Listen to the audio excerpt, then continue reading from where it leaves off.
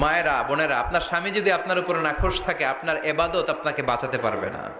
বিশ্বনবী ফাতেমাকে বললেন, ফাতেমা তুমি বিশ্বনবীর মেয়ে হতে পারো, কিন্তু আলী যদি তোমার উপরে নাখোশ থাকে তোমার সব শেষ, সব শেষ।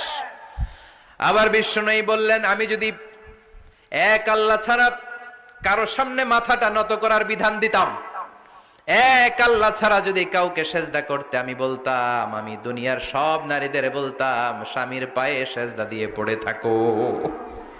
কি সম্মান আল্লাহ দিলেন স্বামীকে। আপনার জান্নাত আপনার স্বামীর ভেতরেই। স্বামীকে সন্তুষ্ট করেন, স্বামীর আনুগত্য করেন, দেখবেন ফ্যামিলিটা সুন্দর হবে। আর স্বামীরা স্ত্রীদেরকে ভালোবাসেন, স্ত্রীদেরকে ভালোবাসার গল্প শোনাবেন, দামি দামি শাড়ি কিনে দিবেন, তারপরে রাত্রিবেলা গান শোনাবেন। আধরাতে যদি ঘুম ভেঙে যায়, মনে পড়ে মোরে প্রিয়।